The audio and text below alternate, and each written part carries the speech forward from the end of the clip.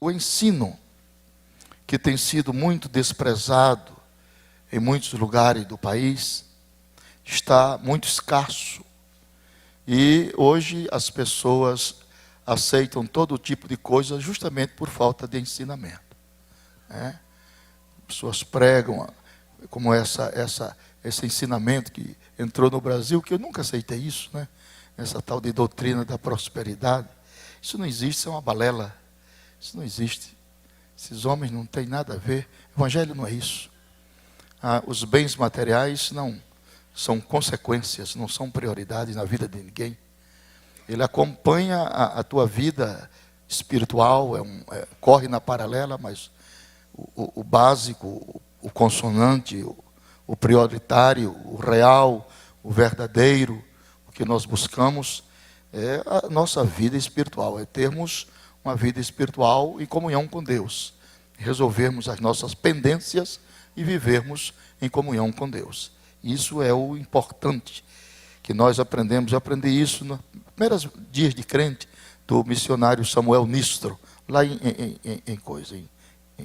São Cristóvão. Então, isso aí, bens materiais corre na paralela, vai acontecendo normalmente, mas não é o fundamento de nossa fé. Nós não somos crentes para ser rico materialmente. Isso pode acontecer, ter a riqueza de Abraão, de Isaac, de Jacó, mas não como prioridade. Isso vem como consequência. Então, a falta de ensino leva as pessoas a essas igrejas, a essas coisas, esses programas de televisão, e as pessoas ficam muito impressionadas, e você dorme pobre e amanhece rico. Isso tudo passa. Isso tudo são modismo que passa. Só fica a palavra de Deus na sua pureza e na sua simplicidade. Apareceu aquele negócio do cai-cai, já está desaparecendo. Apareceu o dente de ouro, também já está desaparecendo. Vai desaparecendo. Porque não tem conjunção doutrinária, não tem apoio bíblico. Isso vem, é uma onda e passa. Aí fica só a palavra na sua pureza e na sua simplicidade. É só isso aí. Então nós estamos também conscientes de que os ensinamentos bíblicos se dividem em 3 grupos, né? Os mais fáceis, os menos fáceis e os mais difíceis. Essa é a categoria do ensinamento da Bíblia.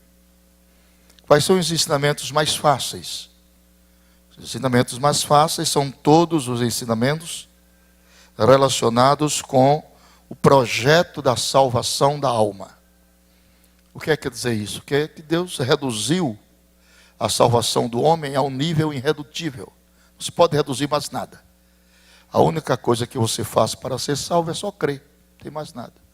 Crer no Senhor Jesus, será salvo tu e a tua casa. Então, Deus reduziu esse projeto. Então, a salvação, ela engloba justificação, regeneração, eleição, adoção.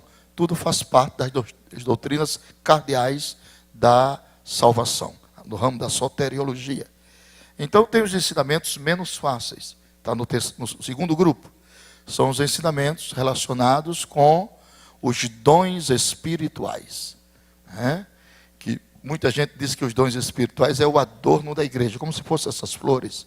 Mas dons espirituais nunca foi adorno para a igreja pentecostal. Dons espirituais é ferramenta para o trabalho. Ferramenta para o trabalho. Deus batiza o crente com o Espírito Santo e com propósitos, objetivos de usá-lo dia após dia nas suas mãos. Ferramenta do trabalho. E nessa área de dons espirituais, quem ensina sobre isso, quem pastoreia a igreja, eu fui presidente de igreja há 11 anos, tem que ser uma pessoa muito equilibrada, né? Na área dos dons, porque se ele solta muito, o povo fica fanático. Se segura demais, o povo fica frio, como é que vai fazer? Então tem que manter um certo equilíbrio, nem tanto ao mar e nem tanto à praia. Entre o mundano e o fanático, o mundano é melhor do que o fanático. Porque o mundano é digno de compaixão, e o fanático, ele vê todo mundo perdido, só ele está salvo. E não se deixa demonstrar por ninguém. E o fanatismo religioso tem levado à bancarrota muita gente. Que o diabo ele trabalha nos 2 extremos. Ou no extremo da excessividade, excesso, ou no extremo da da escassez, né? Ou excessivo ou omitivo, ou de mais ou de menos. Então é difícil você encontrar pessoas centradas, equilibradas, né? Equilibradas e centradas. Por exemplo, na área dos dons espirituais, quantas vezes nós ouvimos por aí afora em nossas igrejas que quando alguém profetiza, é Deus que está falando. E nunca foi, mas nós precisamos aprender, não é? Precisa aprender. Quando alguém profetiza, nunca foi Deus que está falando. Nunca pode ser. Não pode ser Deus, de jeito nenhum. É a pessoa que está falando. Agora, a pessoa pode estar falando sobre inspiração divina. É diferente. Uns profetizam e os outros julguem. Por que é que vai julgar? Você vai julgar a Deus? Não. Por que é que você vai julgar? Porque mesmo que a inspiração é divina, não se esqueça disso. O vaso que está entregando é de barro. E às vezes Deus inspira o vaso de barro, 10 palavras proféticas, como é o vaso de barro. Ele coloca 2, 3, 4, 5 por conta dele. Aí recebe o julgamento da palavra. Porque ninguém está acima da palavra. A palavra é para corrigir, para respaldar, para burilar os dons espirituais. Então, a palavra está acima de tudo, né? Os dons estão subalternos à palavra. Ninguém pode ir contra a palavra. Ah, mas quando Deus me usa, eu nem sei o que estou falando. Está doido? Não existe isso não, irmão. Não, mas quando Deus me usa, você tem que saber o que está falando, para quem está falando e o que está falando. O culto é racional, tem responsabilidade. Tem responsabilidade. Isso aqui não é espiritismo, isso aqui é cristianismo. No espiritismo, o diabo absorve a razão das pessoas. No cristianismo, não. O culto é racional, é inteligente. Todos nós, você pode estar cheio do Espírito Santo como você estiver. Você está em pleno uso das faculdades da razão. Amém? Não, isso. Quando Deus me toma e sai por aí, quebra as cadeiras, sai por aí, joga sapato para cima. Aí quando Deus me toma, está errado, isso não existe não, meu irmão. Os dons espirituais são coisas maravilhosas. Quando há uma coordenação de ensinamento, uma coisa mais linda do que ver um crente cheio do Espírito Santo. Lágrimas, glórias, louvores, adoração. Essa é a simetria dos dons.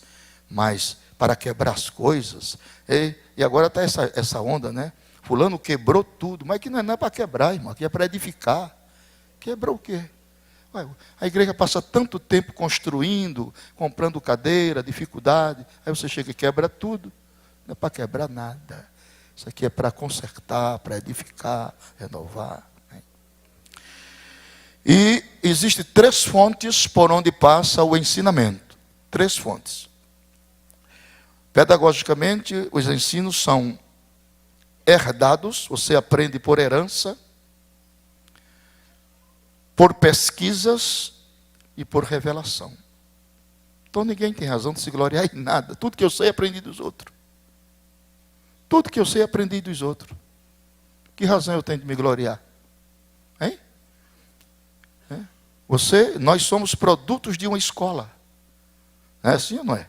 Paulo diz, sabendo de quem tens aprendido. Amém? Então eu fiquei 4 anos no seminário ouvindo os melhores do Brasil. O começo. E ali estava aprendendo 4 anos, ouvindo os homens, a começar por pastor João de Oliveira, que foi arrebatado 26 horas fora do corpo, um homem de santo, de vida santa, Alcebiades Pereira Vasconcelos e tantos outros. Então, conhecimentos são herdados, você herdou, pesquisados, você pesquisou nos livros, e revelados, que advém a nós através da oração, através da sua comunhão com Deus. E dentro da pedagogia escatológica, o texto que eu li fala a divisão dispensacional da humanidade. Como Paulo, pelo Espírito, divide a humanidade. A humanidade é dividida em 3 grupos. São eles os judeus, os gentios e a igreja de Deus. Quem são os judeus? São todos os descendentes de Abraão, os descendentes de Isaac, os descendentes de Jacó. São chamados de Israel, filho de Israel, hebreus ou israelitas. E quem são os gentios? Os gentios são os não-judeus. São chamados de nações, gregos ou estrangeiros. E quem é a igreja? Muita gente diz, nós somos o Israel de Deus. Nós não somos nada de Israel de Deus. Tem que aprender, irmão. Quem é Israel de Deus? Não. Nós somos igreja. Parece negócio de Israel de Deus. E paz haverá sobre Israel de Deus. Israel de Deus lá, não aqui. Então ficam os pastores lá de São Paulo, aquele lado de lá, usa quipá, usa o talitre, usa o manto, usa não sei o quê, que eles querem judaizar a igreja, porque não conhece a dispensação da humanidade. A igreja era gentílica, agora ela é igreja. Nós éramos gentios, agora não somos mais, somos igreja. Igreja é composta de dois povos, judeus e gentios convertidos a Cristo. São Paulo disse, Deus de dois povos fez um. Essa é a doutrina, viu? Deus de dois povos fez um, quebrando a parede da separação. Tanto judeus como gentios têm acesso a Deus pelo mesmo Espírito. O Espírito é um só. Amém? Então temos que ver isso aí, aonde está. Por exemplo, se eu peço ao pastor Kennedy para ler Miqueias 2:10. Isso é Bíblia? Isso aí é uma Bíblia? Mas fininha desse jeito? Mas é Bíblia mesmo? Que tamanho de Bíblia é essa que ele tem, meu Deus do céu? E ele fica catucando assim, é Bíblia. Agora é assim. Miqueias 2:10. Leia, meu filho. Levantai-vos e andai, porque não será aqui vosso descanso, por causa da corrupção que destrói. Sim, que destrói. Então você tem que aplicar a Bíblia no tempo e no espaço. Para quem é que Deus está falando aí? Hein? Para os judeus? Para os gentios? Para a igreja? A turma que acha que Deus está falando para a igreja, levante a mão. Para a igreja. Uma calma bem alta, irmão. Seja decidido. Muito obrigado. A turma que Deus acha que Deus está falando aí para os gentios. Ali está. E a turma que Deus está falando para os judeus. Ih, não ninguém quase. Tá? Então é por isso que precisa ensinamento. O ensinamento não é grito. O ensinamento não apela para a emoção. O ensinamento apela para a razão. Aqui não tem um evangelista gritando, que vocês conhecem.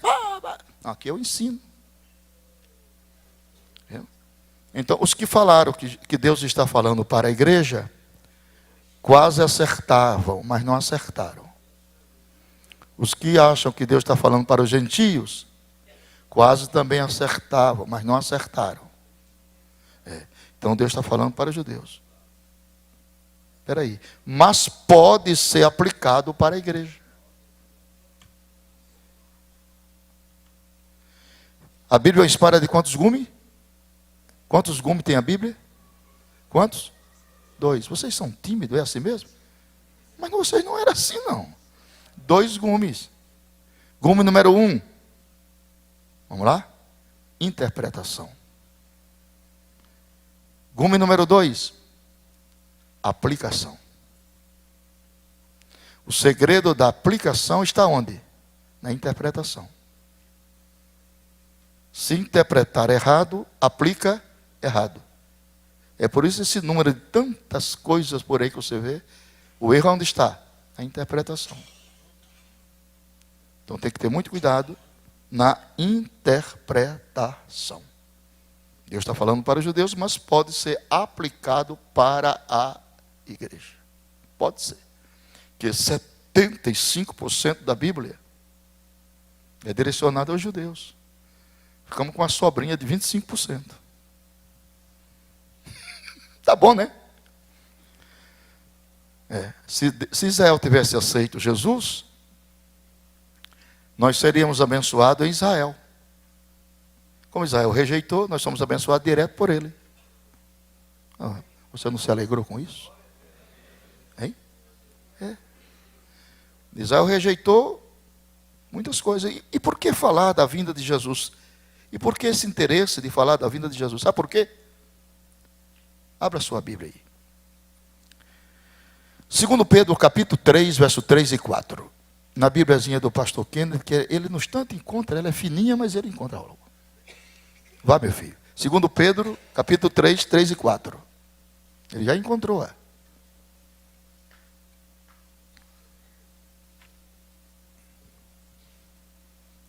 Segundo Pedro 3, 3 e 4. E dizendo, onde está a promessa da sua vinda? Porque desde que os pais dormiram, todas as coisas permanecem como desde o princípio da criação. Meus irmãos, acreditem os senhores e senhoras e pasmem. Pasmem. Olhem para mim. Olhem para o meu nariz. Olhem para o meu rosto. Não tire o olhar de mim. Olhe para cá. Olhe para cá. E não converse com seu irmão. Não converse. Não converse. Olha. Pasmem.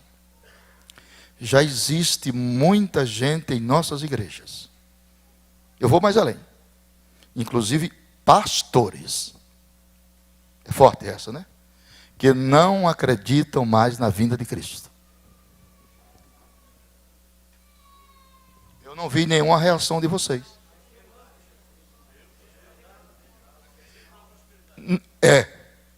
O céu deles é aqui. Quer dizer, a palavra antropologia quer dizer estudo do que olha para cima. Assim. Jesus diz, quando estas coisas, que coisas? A evidência dos sinais começarem a acontecer, levantai vossas cabeças e olhai para cima, porque a vossa redenção está próxima. Você nunca vai ver um porco vivo olhando para cima. Porco vivo só olha para baixo. Esse povo, esse evangelho de prosperidade, é vocação de porco. Só olha para cá. Que comeremos, que beberemos, que vestiremos, é só para cá. Os hinos, a hinologia, é só para cá. É culto a hedonismo, é culto à personalidade, é o homem, é o grande pregador, é o pregador famoso. Não existe grandes pregadores, irmão. Isso é uma farsa. Existem grandes mensagens que são colocados em vasos de barro. Quem está entendendo? Quem está entendendo? São Paulo disse, temos este tesouro, vamos para a Bíblia, em vaso de barro, para que a glória seja de Deus e não do homem. Não adianta querer roubar esta glória. Essa glória é imérita, é de Deus. Nós somos apenas um cano por onde a água passa. E se o cano estiver enferrujado? Não tem problema. O compromisso não é com o cano, é com a água.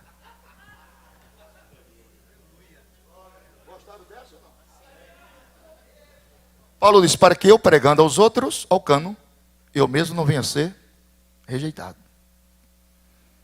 Então o que vai tirar o homem do céu chama-se pendências. Casos mal resolvidos, ou nunca resolvidos. Olhe para seu irmão e diga, resolva suas pendências. Pendências.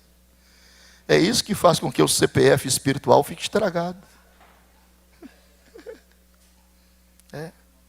Então, meus irmãos, aqui em São Paulo, um pastor da Assembleia de Deus me abordou e disse, pastor Napoleão, o senhor está pregando ainda sobre a vinda de Jesus? Estou, agora que é mais forte. Esse rapaz não prega não, Jesus não vem não, irmão. Da Assembleia, né? Não, para ele não vem. Para ele vem o juízo, o anticristo, o reino do anticristo. Mas para nós, Jesus vai voltar a qualquer momento. O pastor Marcos foi meu auxiliar, meu cooperador, meu pastor auxiliar lá. Assumi um campo, presidi um campo. Para mais nunca, eu não quero ser pastor de igreja mais, não aguento não. É muito pesado. E aí assumi um campo lá, fiquei 3 anos pastoreando esse campo. Mas um pastor, 18 anos de pastor, irmão Vânia, 18 anos, secretário da convenção, me entregou o campo e virou muçulmano. Está lá, Abriu a primeira mesquita muçulmana e João Pessoa está lá com aquele negócio, aquele barrete de coisa. E a mulher dele também com aquele negócio. Nós estamos perto do fim. Essa geração que está sentada nessas cadeiras é a geração que não entrará num caixão para ser sepultada. Não entendeu? Eu vou repetir. Esta geração que está sentada nessas cadeiras, nesse santuário, é a geração que não provará a morte física, mas serão transformados e arrebatados para encontrar Jesus nos ares.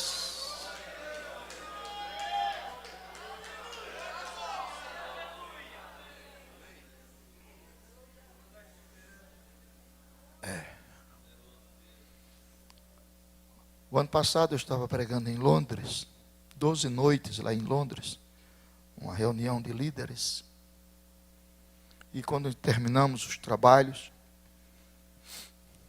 saiu na estampa do jornal londrino que 5 países da Europa já não estão mais aceitando no seu quadro aeronáutico 2 comandantes de avião crente. Aquele fez, já entendeu. Eu estou falando aos ouvidos, você está entendendo? Não aceitam mais, porque na cabine de um Boeing viaja 2 homens, né? O comandante e o subcomandante. Então agora eles fazem uma triagem. Se os 2 for crente, não pode, tem que trocar. Tem que ser um crente e um descrente. Que estão prevendo que algo vai acontecer e ninguém vai segurar. O arrebatamento da igreja é o caso mais, da Bíblia para mim é o ponto mais culminante, mais indelével, mais brioso, mais digno, mais apoteótico. Viu? Ele é a coroa da esperança da igreja. É o arrebatamento. Mesmo não constando essa palavra nos originais, né? Essa palavra não consta nos originais. Nem hebraico, nem grego. Arrebatamento é uma palavra latina, que significa tirar com muita força de um lugar para outro. Então tem coisas que eu aceito por fé. Eu aceito. Mas eu não as entendo por razão. Eu estudo esse assunto há 48 anos. E estou cobrindo, fazendo um Mobral ainda em cima dele. Um Mobralzinho. Mobral. Como é que você entende a ressurreição dos mortos? Eu não entendo. Me ajude aí. Daqueles irmãos que morreram nos mares, que foram triturados por tubarões famintos. O Oceano Pacífico, ele tem 11 mil metros de profundidade. É o oceano mais profundo da Terra. Morreram crentes, submergiram nas profundezas, lá nos pântanos. Você lembra do Titanic, no Atlântico? 1.800 e tantas pessoas, das quais 318 eram cristãos, verdadeiro. Aquela mesma orquestra que estava tocando o baile, voltou para tocar o hino 187. Mais perto quero estar, meu Deus, de ti. E o navio submergindo e eles cantando. Aleluia. Levante as suas mãos que eu estou sentindo a presença de Deus. Oriquece anda labassuri. Doricande laocere bachorias. Aleluia. No nosso estudo não vamos ter esses momentos espirituais, agradáveis. Senão ele se torna muito pedagógico, ele se torna muito cansativo. Tem que ter uma pitadinha de espiritualidade. Então eles morreram ali e foram triturados por aqueles tubarões lixas, né? O interessante é que Deus não perde o controle da identidade dos indivíduos. Desapareceram, sumiram para mim. Racionalmente, inteligentemente, para mim não existe. Inexistente. Onde vou encontrar nos recôncavos dos oceanos? hein? Nas profundezas dos mares. Mas quando a trombeta tocar, Deus dá forma ao corpo. E a Bíblia diz: e o mar dará os seus mortos que nele haviam. Aleluia. Grande é o poder de Deus. Esses assuntos, essa doutrina, esse ensinamento, tem que voltar às nossas igrejas, para não sermos desenfreadamente tão materialistas, e ocuparmos as nossas mentes com essa sensibilidade auditiva da volta de Cristo. Aí seremos melhores crentes, seremos mais fraternos, mais amáveis, mais corteses, mais sensíveis, mais cordatos. Viu?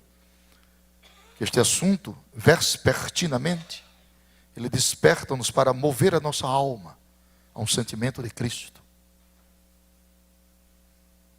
O materialismo é tão desenfreado que ele nos faz indócil, insensível para as coisas do Espírito. E até o tratamento muda, não é mais tratamento de irmãos, de amigos, é tratamento de pessoas e pessoas, simplesmente. Nós temos uma divisa diferente do mundo pagão. Nós somos irmãos pelo laço do Calvário. Ninguém pode quebrar isso. Ninguém pode nos dividir nem nos separar. Ninguém tem direito de dividir o corpo de Cristo. Aleluia. Aleluia. Termo escatologia vem de escatos, últimos, e de logo tratado, estudo das últimas coisas. É o assunto em eminência. A Bíblia Sagrada, está na nossa apostila, ela usa expressões como últimos dias, últimos tempos e última hora. Tudo isso aborda vespertinamente, aponta direcionalmente para a volta de Cristo, né? Com essas frases: últimos tempos, última hora e últimos dias.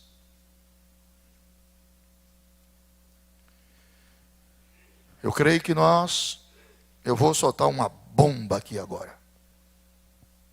Deixa eu tomar um pouquinho de água para abrandar o coração. Eu creio, como estudante desse assunto, eu creio, viu?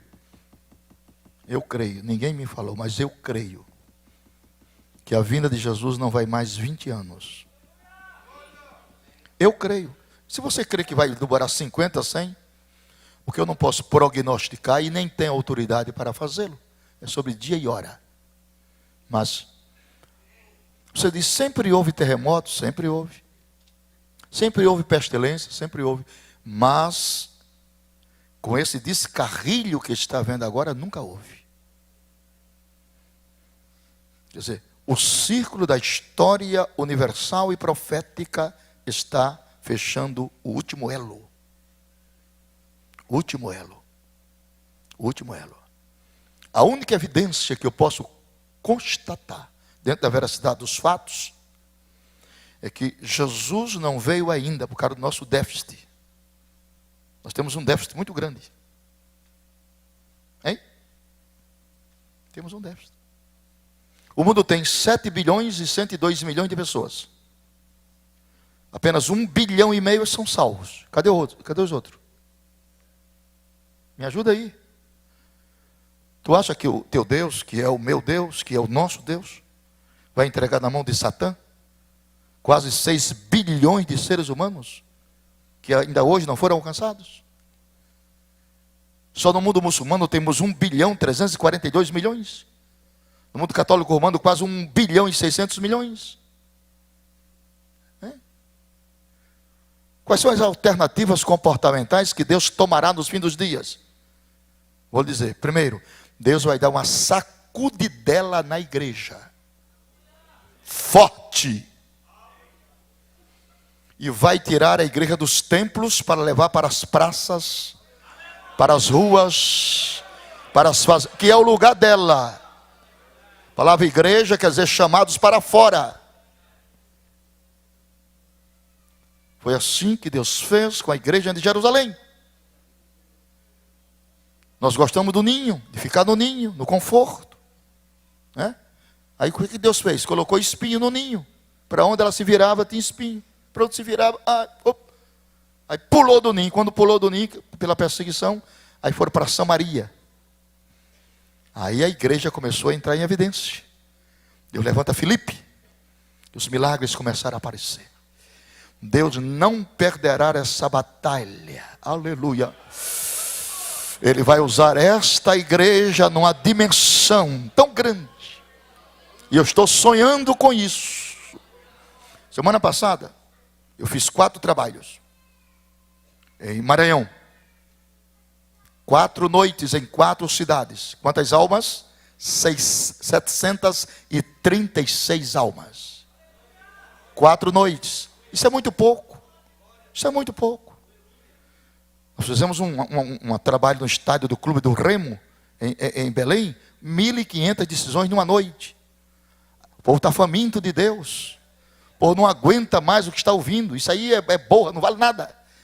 Mas Deus vai suscitar, meio a esta apostasia de valores, uma geração de homens e mulheres cheios do Espírito, para sacudir esta nação.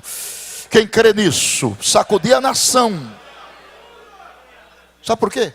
Porque quando os homens endurecem o coração, como a igreja dele, aí Deus intervém na história. Acabou-se. Ele interviu na história de Babilônia, ele interveio na história de Nínive, ele interveio na história de Damasco.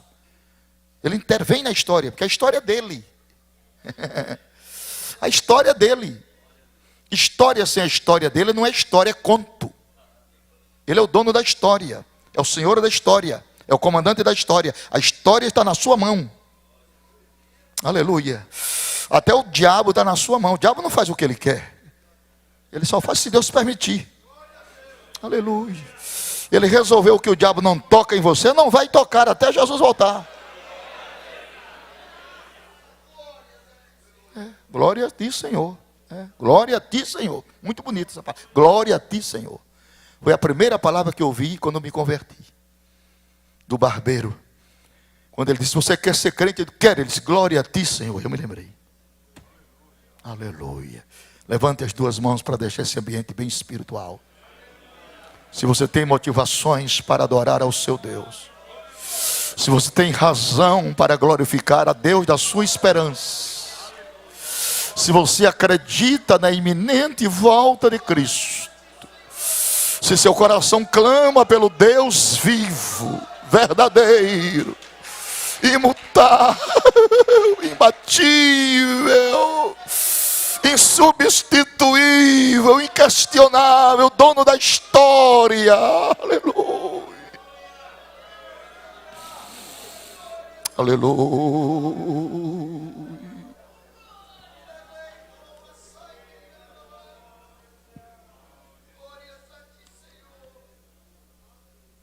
É com base nessas expressões escatológicas que foi tomado para designar o estudo dos acontecimentos finais no plano de Deus para este mundo. Normalmente, quando se estuda teologia sistemática, a escatologia surge sempre como último capítulo. A escatologia não dedica-se apenas ao estudo dos últimos acontecimentos, mas também aos fatos que se relacionam com o destino do homem. É o destino do homem. Só o Evangelho pode dar estabilidade e segurança a um homem pós-morte. Só o Evangelho. Nós habitualmente dizemos, quando uma pessoa morre, nós dizemos assim, fulano passou para o Senhor. Essa expressão está errada, vamos corrigi-la hoje. Passar para o Senhor, você passa no dia que aceita Jesus. Aceitou Jesus, já passou para o Senhor. Quando a pessoa morre, morreu, é morte mesmo. Não tem paliativo não. A Bíblia diz, Moisés, meu servo, é morto. Morre. Desintegração. Um cientista francês chamado Roberto Rouquet, no ano de 1665, ele descobriu a famosa teoria das células. Ele diz, teoria celular, É a afirmação de células categóricas que todos os seres vivos são formados de células. E dividiu as células em 3 partes: cilíndrica, alongada e achatada. Plasma, citoplasma e núcleo. Então, nessa contabilidade científica, descobre-se que do tendão de Aquiles até o frontal, o homem tem 60 trilhões de células. O DNA de cada célula humana equivale a 1,70 m. Somente o seu DNA em fita métrica dá para ir na Lua 3 vezes. Vai, vem, vai, vem e vai. Porque daqui na Lua é só 380 mil quilômetros. E a Lua não é essa peça teatróloga e poética que a gente acha. A Lua funciona como diaconisa de Deus. Isso é ciência. A Lua funciona como uma diaconisa de Deus. Se não fosse a Lua, os oceanos seriam pútridos. Pútridos, não havia vida marinha. Não havia peixe. A Lua trabalha no equilíbrio dos pântanos. A Lua oxigena os mares e renova suas águas através da chamada tábuas das marés. É a Lua quem faz isso. Deus faz isso só pensando em você. Para você comer um peixe bom, um camarão bom, uma lagosta boa, e você não conhece isso, não dá glória a Deus.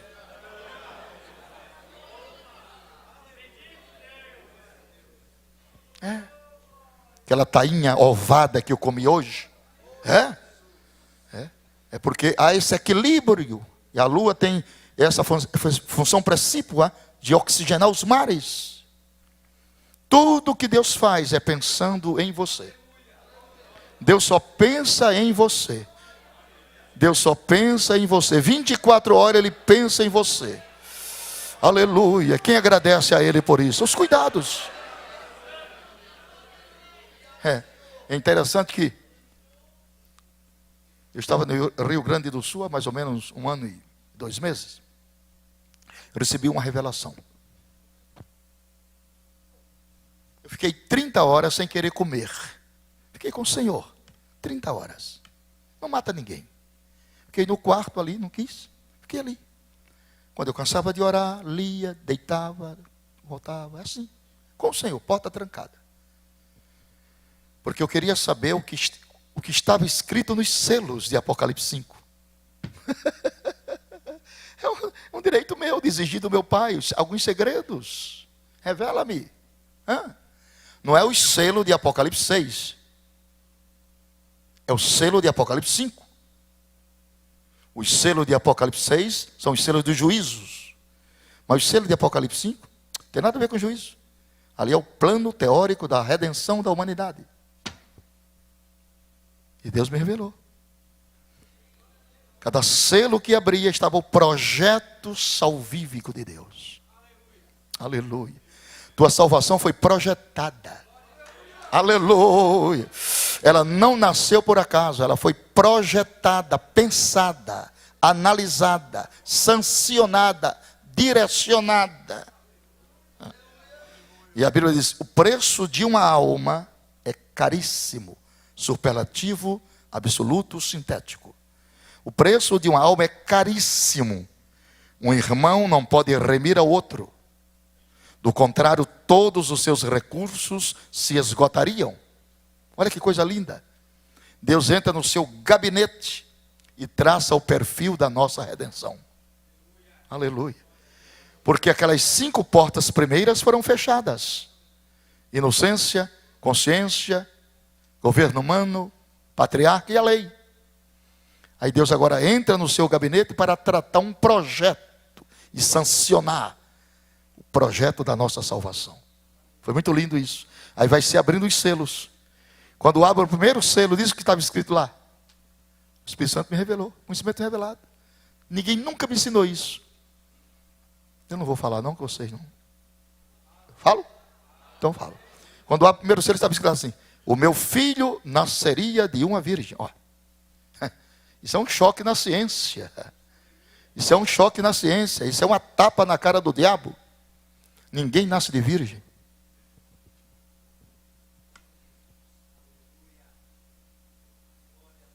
Isso para você é fácil, para mim é difícil. Porque para que eu nascesse, para que você nascesse, o ímen de minha mãe e da tua mãe foi rompido de fora para dentro. Para que Jesus nascesse, o ímen de Maria foi rompido de dentro para fora. Você não tá, isso para você é tão fácil, né? Isso chama-se mistério da encarnação do verbo. Há 2 mistérios na Bíblia, que pastor nenhum sabe. Encarnação e piedade. Aleluia. O mistério da piedade é o mistério da trindade. O homem não é uma trindade, o homem é uma triunidade. Aleluia. Espírito, alma e corpo. O corpo é a bainha da alma. A alma é a sala de gravação do espírito. O espírito é o elemento que tem contato com Deus. Você não dá glória a Deus, pecou. Eu vou dar glória a Deus no seu lugar. Glória a Deus, que é para você não pecar. Então, projeto da salvação. Ali está todo o plano salvador de Deus. Todo o plano. Porque antes de Jesus se humanizar, ele já existia. Ué. Provérbios 8, 22, como é que diz lá? Se está decorado. No princípio o Senhor me possuía. Antes das suas obras mais antigas. Quando ele construía os cosmos, ali estava eu. Eu era seu aluno e seu engenheiro, e com ele folgava na sua delícia. Quem era ele? Mas Deus nunca foi visto por ninguém, mas se revelou. Como? Teofanicamente. Né? Gênesis 18. Quantos anjos apareceram a Abraão? 3. Quantos foram para Sodoma? 2. Quantos ficaram? 1. E aquele que ficou? Abraão adorou. Ofereceu uma novilha. Anjo não recebe adoração. Aquele recebia. Quem era ele? O nome de Deus estava nele. Ele deixa Abraão e encontra com Jacó. Fizeram um culto a noite toda. Quando terminou, a alva apareceu. Jacó disse, o anjo do Senhor disse, terminou o culto. Ele disse, terminou para o Senhor, para mim não. Só te deixo depois que tu me abençoares. E a Bíblia diz, e o anjo tocou no nervo da juntura da coxa, nas imediações do tendão de Aquiles. Jacó saiu manquejando com o nome trocado. Tu não és mais Jacó, enganador, suplantador, indeciso. Porque como príncipe lutastes com Deus e prevalecestes. Agora és Israel, imbatível. Israel venceu a batalha de Yom Kippur em 67, tocando lata de 20. Eles não entenderam não, tem que repetir. Israel venceu a batalha contra 4 nações poderosas, na batalha de Yom Kippur, 67. Golda Meir era ministra, Moshe Dayan, o seu general. Como o exército de Israel era pequeno para aquelas nações, Egito, Líbano, aquelas nações em volta ali, Síria, Jordânia. Então, o general disse, compra a lata de 20 e traz para o povo. Lata de 20 vazia, aquela lata de colocar banha de porco. Onde é que está isso? Quando eu aceitei Jesus, foi o primeiro livro que eu li de Emílio Conde. Israel, o milagre do século XX. Aí eles começaram a bater, irmã Zenaide, batendo lata. Rapaz, o poder da artilharia de Israel é forte demais, correram todo mundo. Israel é o vitorioso. Glória a Deus. É assim. Deus de Israel, que é o nosso Deus também. Então, por que isso? Porque Israel está nesse conflito, nesse distúrbio. Tem que acontecer isso. Deus cria situações para que aquelas nações fiquem com raiva. Essa inclemência de Israel em matar, em se defender, é para provocar a ira das demais nações, para que venha a batalha de Armagedon. Vocês não estão entendendo? Deus cria situações inusitadas, paradoxais, verdadeiras incógnitas. O pensador, o racional não entende isso. Isso é profético. Aleluia. Vem cá. Escuta, olha para mim para você aprender. A não ser que você seja sabichão demais. Como é que Deus pega 3 milhões de pessoas e coloca no deserto? Está errado. À luz da minha razão, está muito errado. Se Deus tivesse conselheiro, eu ia dar um conselho a ele. Porque no deserto, só alguns vertebrados conseguem viver. Calango que come areia. O ser humano não come areia. Não, tira do Egito e põe no deserto. Para que no deserto? Se deserto não tem supermercado. Se deserto não tem loja de tecidos. Hein? Só que quando Deus chama, Deus cuida. É muito complexo isso. Quer dizer, nós somos 70% líquido.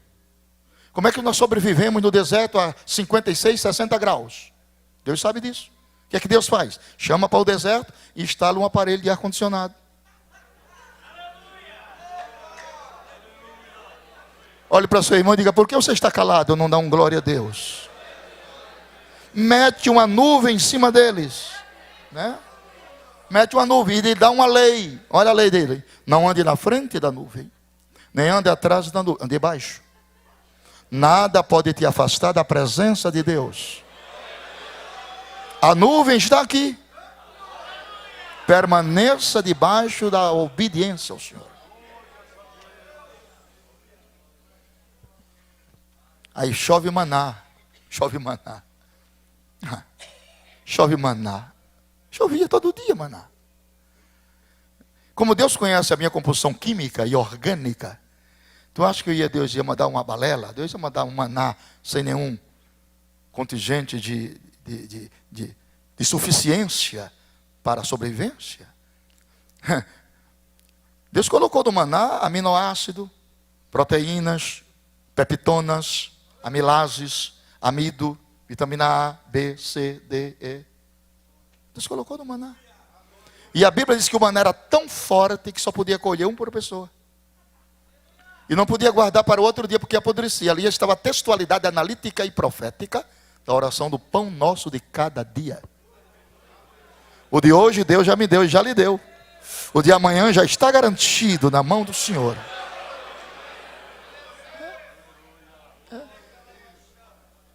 Eu estou fazendo composições doutrinárias em um paralelismo real do que seja a magnificência do poder de Deus. Não sei se você está me entendendo.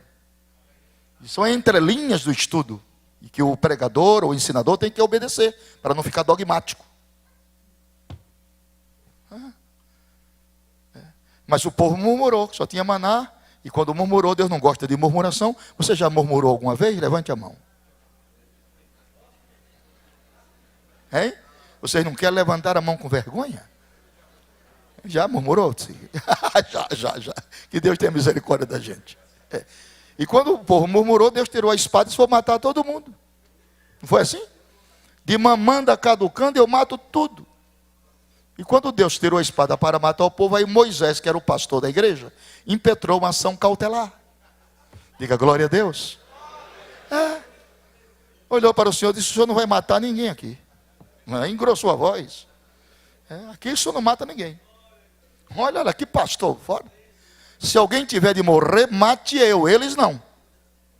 Faz o seguinte: pode riscar o meu nome do seu livro. Não quero ser mais crente. Agora matar eles não.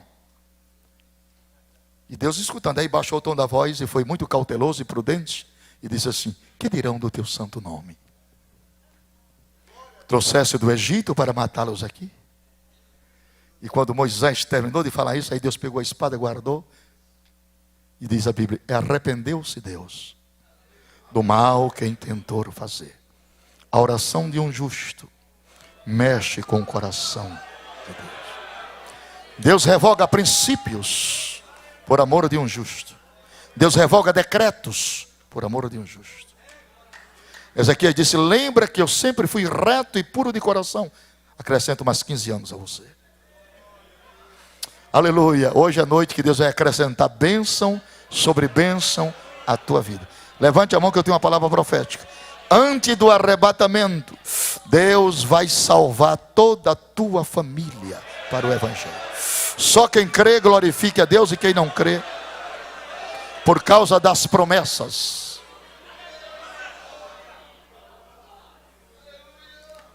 Ninguém sobrevive sem água.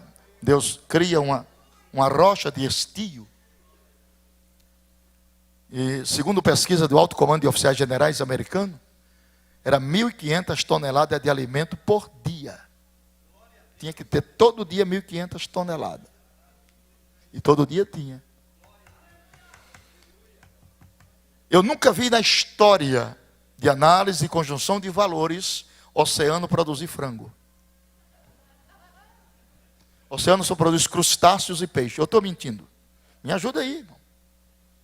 Oceano só produz crustáceos e peixe. Frango não. Frango é a terra, não os mares.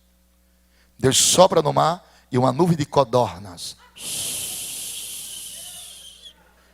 Heródoto, Eusébio de Cesareia e Filo, os mais 3 maiores historiadores credibilizados, diz o seguinte: e naquele dia caiu em Israel 180 quilômetros de frango, por 3,80 metros de altura. E Deus disse: coma carne até sair pelo buraco do nariz.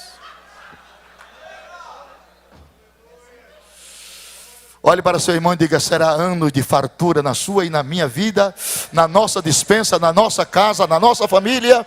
Gozaremos fartura de saúde, de alegria, de paz, de amor, de prosperidade, de felicidade, de comunhão com Deus.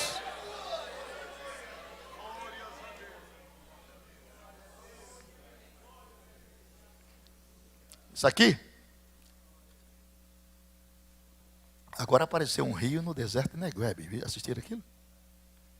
Hein? Agora, semana passada. Do deserto. Daqui a pouco lá vem um rio, estourando. Sai debaixo da terra. Profecia de Isaías. O deserto florescerá como narciso. Rebentos de águas aparecerá. As profecias se cumprindo. Aleluia. Está tudo pronto. As vestes dos sacerdotes, filhos de Levi, já estão todas confeccionadas. A mesquita de Omar cai, porque o arqueduto de Zedequias passa embaixo. Ela está toda rachada. Aleluia. Os judeus estão esperando isso. As vestes estão confeccionadas para voltar ao sacrifício no milênio. E diz os historiadores que a novilha vermelha já apareceu. Está tudo pronto. Os judeus ortodoxos esperam pelo Messias.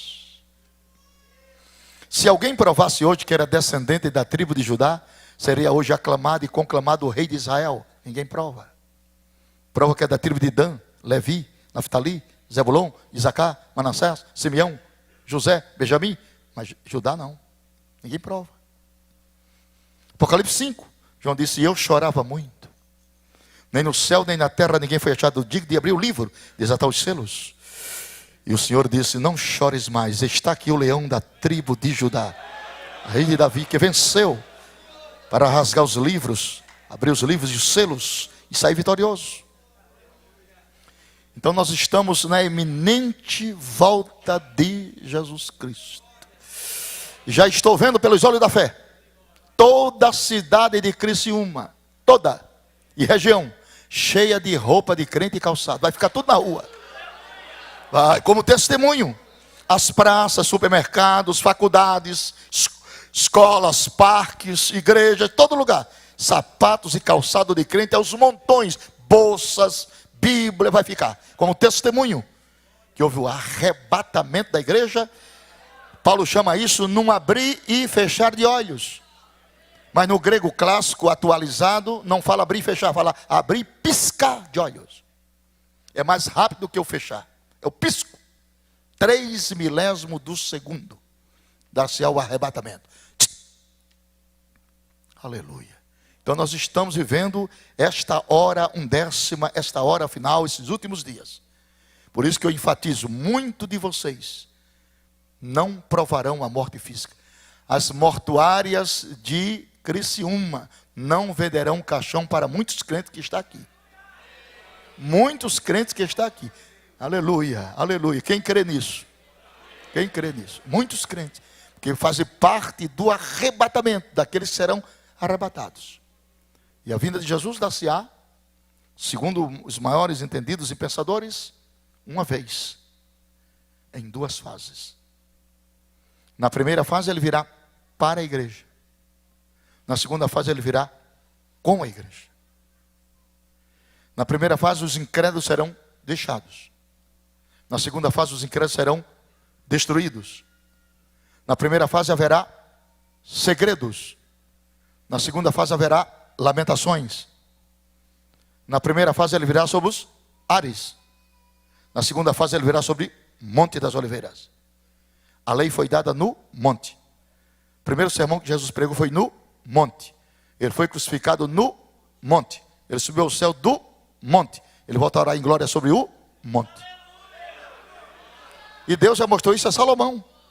Cantares 2 diz assim: esta é a voz do meu amado. Ei-lo aí que já vem pulando sobre os montes, ó, saltando sobre os outeiros. O meu amado é semelhante ao gamo, ao filho do veado. Ei-lo aí reluzindo pelas grades. Ele diz: levanta, amada minha, formosa minha, e vem. Porque eis que passou o inverno. A chuva cessou e se foi. Aparecem as flores na terra. O tempo de cantar chegou. E a voz do Espírito Santo ouve-se em nossa terra. Então nós estamos a um passo do arrebatamento. Quem tem certeza, se a trombeta tocar agora, sobe, levante a mão e dê glória a Deus mais afinado da sua vida.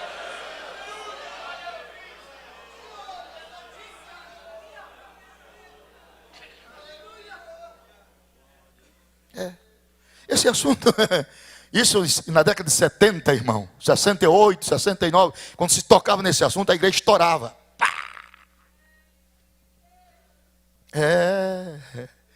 Muita gente ainda fica com aquela interrogação, será? Mas eu louvo a Deus, que ainda tem um remanescente na terra, que acredita piamente no arrebatamento da igreja. E eu quero acreditar que uma boa parte dele esteja aqui hoje ouvindo e participando do seminário.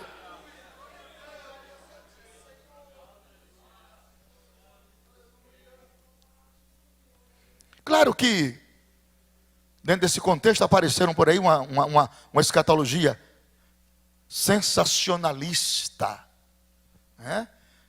Para desacreditar a palavra de Deus. Apareceu uma escatologia sensacionalista, mas isso não tira o brilho da escatologia verdadeira.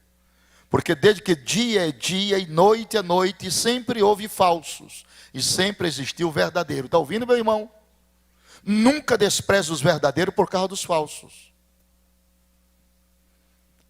Existe a escatologia verdadeira, é essa que eu estou te ensinando aqui. Essa é a verdadeira.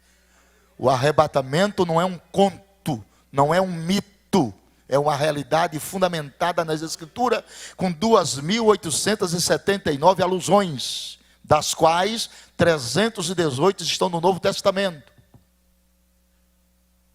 Então Jesus está voltando mesmo, e muita gente ainda dorme o sono da indolência. Os hinos que nós estamos ouvindo hoje não tem nada a ver com a volta de Cristo. Aboliram o Calvário e aboliram a doutrina do arrebatamento, que são os dois esteios que dão sustentabilidade e crença ao Evangelho. Aleluia. Não existe salvação sem Calvário, e não existe esperança resoluta sem o arrebatamento. Paulo disse: se esperarmos a Cristo só nesta vida, somos os mais miseráveis entre os homens. Jesus está voltando. Só quem crê, levante as duas mãos. Eu lhe dou 1 minuto para você glorificar a Deus por esta palavra, se assim você achar por bem. Abra a boca que Deus lhe deu e diga: obrigado, Jesus, porque eu ainda creio, ainda estou naquilo que eu aprendi no início da minha fé. Aleluia. A apostasia não removeu os meus marcos. Aleluia. O desamor não abateu a minha fé. O pecado dos homens não aniquilou a minha esperança. Eu continuo esperando a volta de Cristo para esta noite.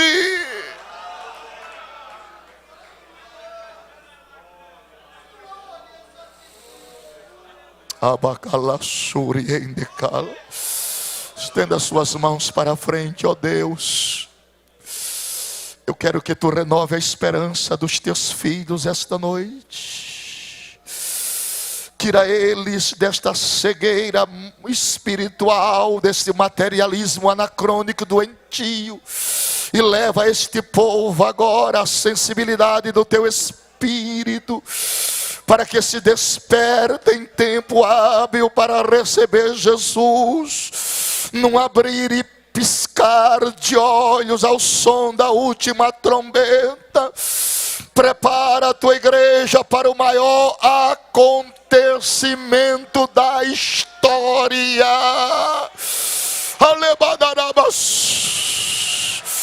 Coloque as suas mãos sobre a cabeça do seu irmão que está próximo a você e ministre na vida dele e na família dele a bênção da volta de Cristo, aleluia, o renovo da nossa esperança, o gozo da nossa fé, a visão profética dos últimos dias,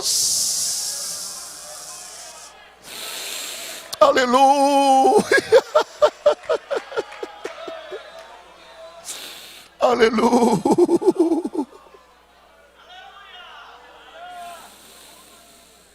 Aleluia. Aleluia. Que bom estes momentos.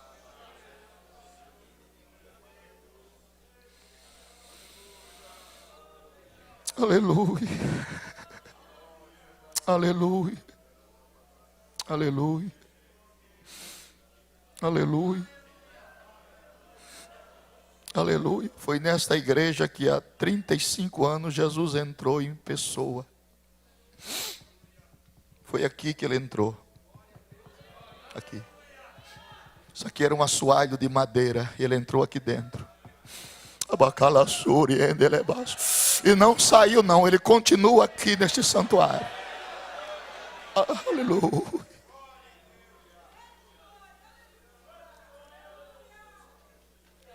Meus irmãos, a vida nossa é muito breve.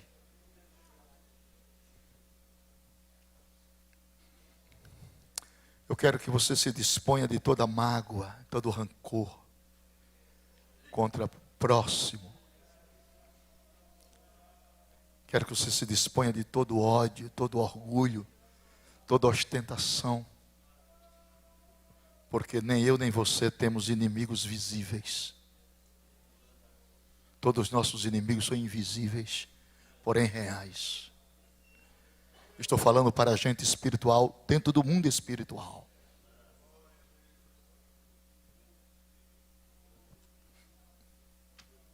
Abra sua Bíblia.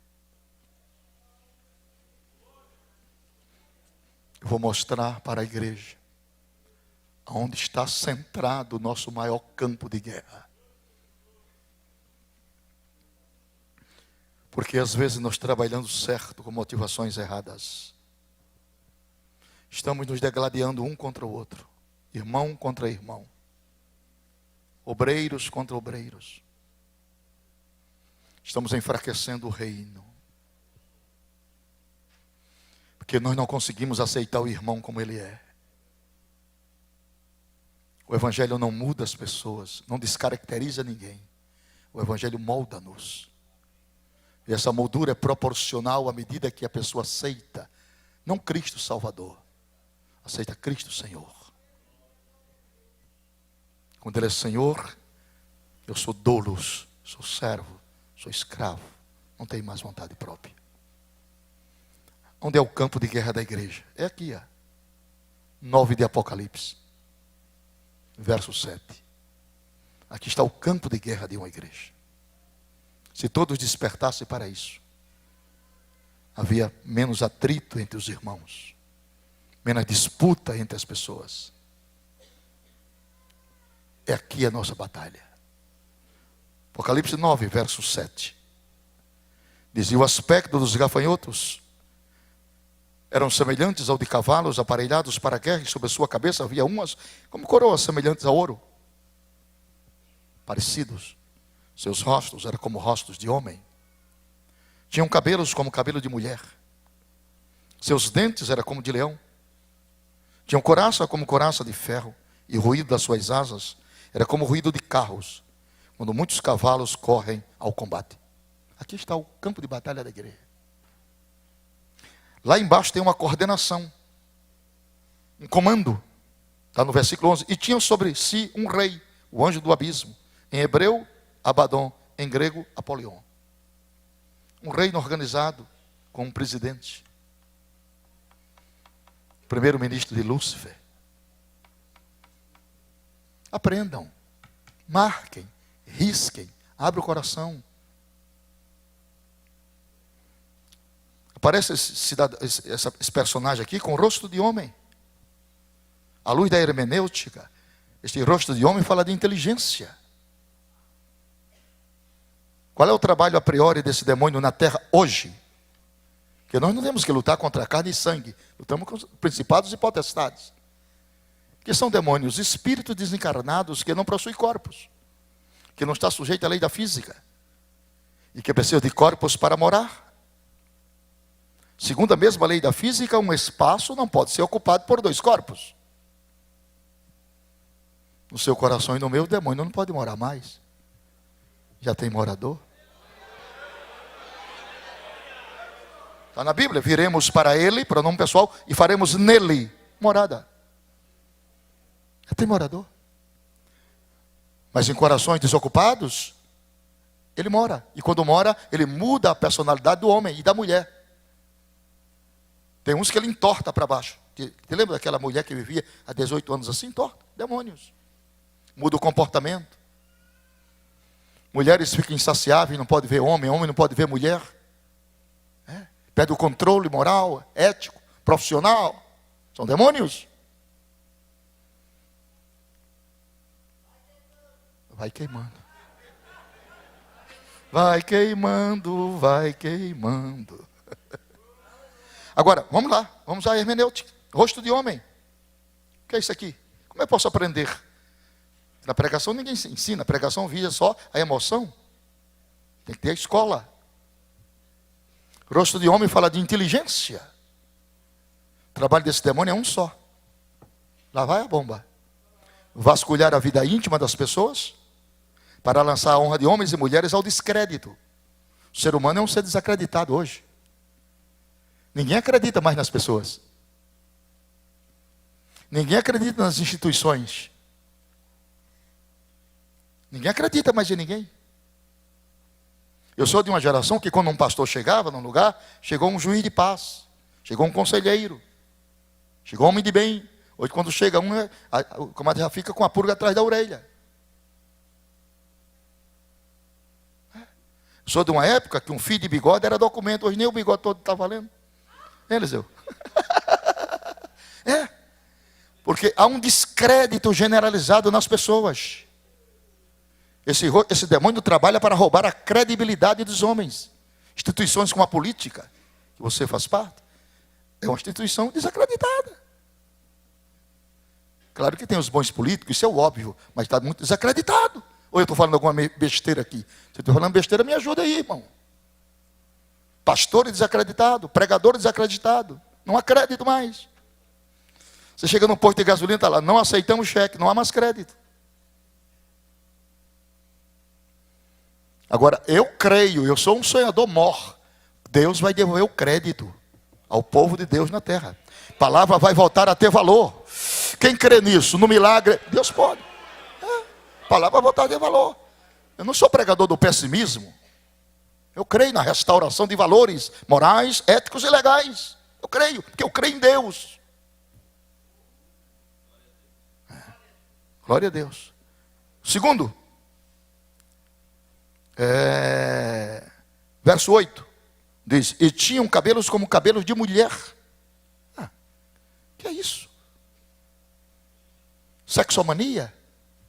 Sexolatria? Lesbianismo?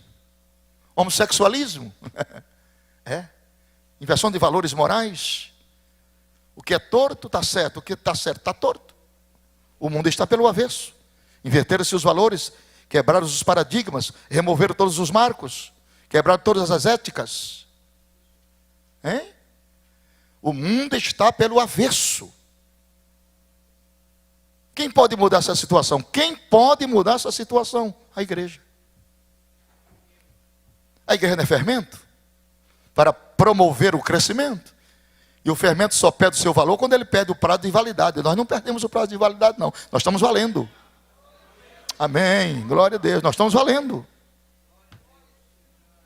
Ninguém nasce gay.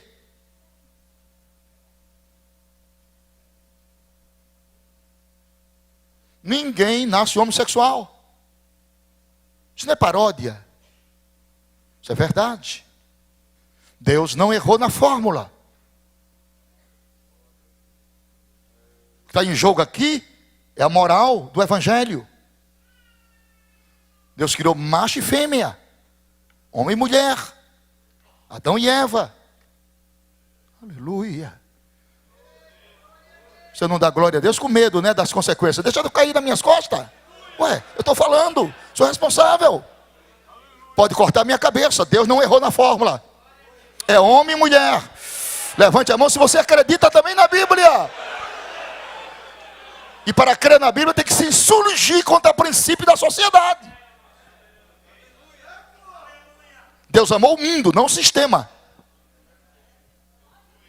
Deus amou o mundo, não o sistema. Glória a Deus, digo eu. Olhe para seu irmão e diga para ele: se você não der glória a Jesus, eu saio de perto de tu.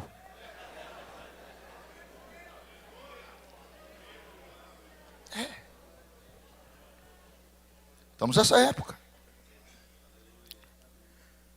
E seus dentes eram como dente de leão. Olha que terrível isso aqui. É preciso que tem que ter escola bíblica. Você pensa que sabe tudo, mas não sabe. E são conhecimentos revelados. Tem que buscar em oração. Isso não se aprende em faculdade. Tem que ir lá no joelho, ficar um momento lá. Aí dói o joelho, levanta de novo, mas tem que ser assim. Aleluia. Aleluia. Levante as mãos e adore a presença do Filho de Deus. Este aqui é o titular. É o presidente das guerras. Dente de leão, feroz. Hoje existe, capitaneado no mundo, 38 guerras por dia. Para que isso? Para desestabilizar governos. Guerras e guerrilhas e revoluções. Para quê? Para que abra-se o caminho para a batalha de Armagedon. Então o mundo está em pé de guerra. O estupim do mundo está aceso. A terceira guerra mundial, as duas guerras mundiais, dizimaram mais de 70 milhões de pessoas. Mas essa vai ser maior. Essa o enterro vai durar 7 meses. 7 meses sepultando cadáver de gente. É a grande batalha no Vale de Meguido. Então o mundo está convergindo para isso. E te digo mais uma coisa: você que não é crente, aqui tem pessoas que vieram a coisa da Igreja Católica, e eu quero tratá-los com muito respeito e dizer que são muito bem-vindos. Mas eu quero dizer para você que Deus tem o controle no seu mais alto absolutismo de todas as coisas, do mundo visível e invisível. Deus está aqui como a figura de um pescador profissional. Ele fisga o peixe e não puxa. Puxa a hora que ele quiser. Fica dando linha. Mas está fisgado. Está tudo fisgado. O mundo está no controle de Deus. Ele se assentou no trono da história. Aleluia. Nada foge do seu controle e de sua determinação. Quando Ele quer, Ele faz um urubu virar garçom. Quando Ele quer, Ele faz uma baleia virar transporte. Quando Ele quer, Ele faz uma mulher virar tempero. Você não lê a Bíblia? Então ficou questionando. O que é isso que Ele está dizendo? Vá ler a Bíblia. E a mulher de lá olhou para trás e transformou-se numa estátua de sal. E sal não é tempero? Olha para seu irmão, oferece um sorriso a ele. Você está muito sério para meu gosto. Abre um sorriso de alegria, de gozo, de contentamento, de felicidade, por participar dessa esperança e ter o coração se aberto para entender as revelações escatológicas de Deus e do tempo do fim. Quem devia estar muito sério aqui era eu, que sou oficial do exército e todo militar é muito sério. Eu sou de infantaria. Mas não, o gozo da salvação me levou a isto. Eu sinto a presença de Deus na alma. Aleluia. Quem está sentindo comigo esta presença? Tem uns 4 minutos para terminar. O pior está vindo agora. Versículo de número 9. E tinham coraça como coraça de ferro. Quem é esse? Eu tenho o rosto de homem, eu tenho o cabelo de mulher, eu tenho o dente de leão e tenho coraça de ferro. Hã? Quem é? Aqui ninguém manda a banca dele não, meu irmão. Isso aqui é o pior de todos. É o chefe do tráfico de drogas. O diabo faz isso para que não haja mais uma geração de pastores e pregadores, matando a juventude nas drogas, na maldita cocaína, álcool. Aleluia. O governo Alckmin está lá até hoje na pendência para resolver o problema. Não resolve nunca. Isso é um problema estritamente espiritual. Só quem pode resolver esse problema é Deus através da igreja. Quem crê assim, diga glória a Deus. Porque drogas são demônios, e demônio não sai nem com comprimido e nem com nenhuma outra coisa, só sai com jejum e oração.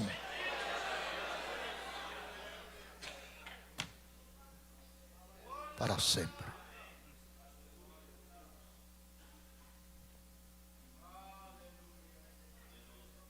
A vida é muito breve, é como uma sombra. Está tudo aqui. Lançadeira de tecelão. Esse curso aqui é 3 anos. Lançadeira de tecelão, correio, vapor, sombra que declina, choça de um pastor, sono, erva, neblina. E amanhã nós vamos trazer aqui as verdades sobre a morte física, a morte espiritual e a morte eterna e o estado intermediário. Justos e injustos. Se prepare, amanhã será melhor do que hoje. Quem gostou, levante as suas mãos que eu quero ver. Vamos ficar de pé para agradecer ao Senhor.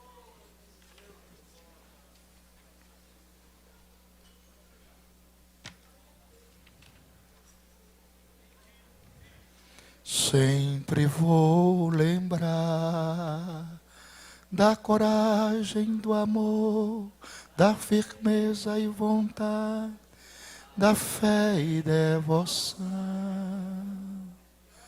da igreja do tempo de Paulo, de Pedro e João, que enfrentavam a fúria de Roma, mas nunca negaram sua fé de cristão.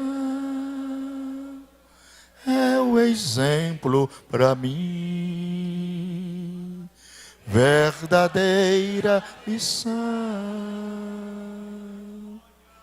Oh, meu Deus, reaviva sua igreja e nós. A chama arder neste povo, como foram os primeiros cristãos.